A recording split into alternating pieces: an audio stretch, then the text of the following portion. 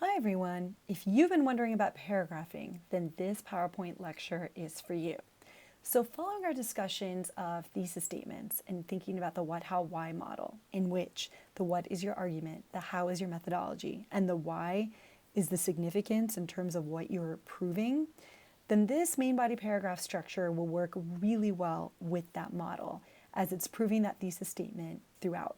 So to begin, you can pause this PowerPoint or you can think about this just reflexively really quickly here. But what is the first component of a main body paragraph? If you answered topic sentence, then you would be correct. So a topic sentence is a concise yet analytical sentence introducing the arguments of your paragraph. You should focus on one idea per paragraph, and you can have several paragraphs that explore the same theme or idea or concept or argument, but use different instances and quotations from the text. The topic sentence is not your plot summary. It must introduce the argument you'll be making for this paragraph. In fact, a good litmus test for the topic sentence is to make sure that you have an argument. If you're pissing someone off, then most likely you have an argument, and that's a good thing. You want to weigh in on your convictions, make those arguments, back them up. We're not trying to be neutral and please everyone here. So a topic sentence is not summary, but an analytical statement introducing the arguments of this specific paragraph. And you can even have multiple paragraphs in a section that try to prove the same concept or idea, but use different instances throughout. So after your topic sentence, you're going to want to transition to your evidence. You don't want to just jump right into the quotation.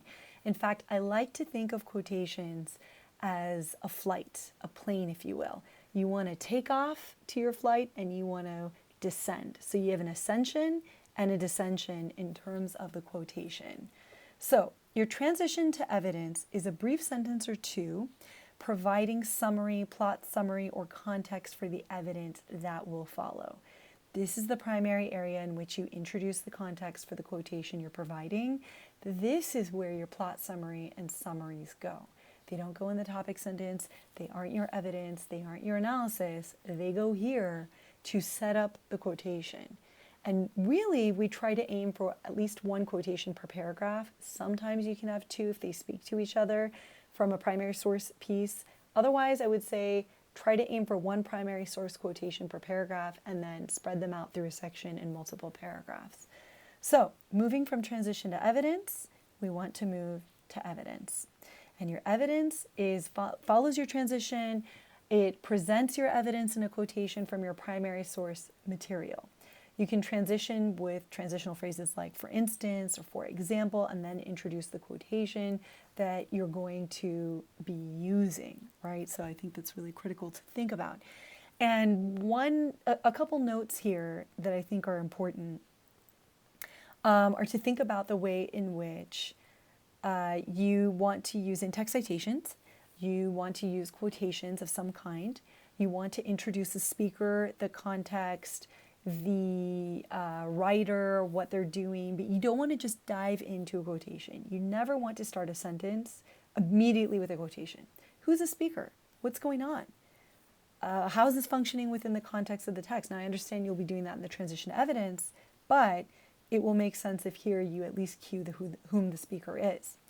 So, following your evidence, you want to present active analysis. Right? So following the evidence section, you want to analyze the quotation or theme that you presented above. Often you can use transitions such as in this light or that is, or another phrase I find that's useful is this suggests. Basically what you want to do is analyze the language closely and argue something with the language that you presented in the evidence or with the data that you presented in your evidence. What is your analysis? What is your argument? How will you prove that here? How can you make this the weightiest part of your main body paragraph? So when you're done with that, you're not quite done yet. You still need to wrap everything up. So what you want to end with are conclusive sentences at the end of your paragraph that restate your argument. you can begin tying points of your analysis to the argument of your paper, and you can relate this section back to your thesis statement. So in fact, throughout this main body paragraph, you can weave in the what, how, and why of your thesis statement. The what and how typically tend to appear here between your topic sentence, transition to evidence, and then your analysis really focus on potentially the how and the why in terms of what you're doing. So moving from that, you then have what I like to call the cheeseburger model for your main body paragraphs. So in a typical cheeseburger, you have your topic sentence and your wrap it up sentences as the buns of the burger that are encasing it. Your transition to evidence is your lettuce, your tomato. Your evidence is a thin layer of cheese. Your analysis is the meat. This is the most important part of your main body paragraph, of your burger, if you will. It's the juiciest piece. And I find that there's a correlation. If you can make your analysis about double the size and the lines of your evidence, then you're on the right track. So if you feel like you need a block quote for your evidence, then you better make your analysis substantial in analyzing all those pieces of that block quote.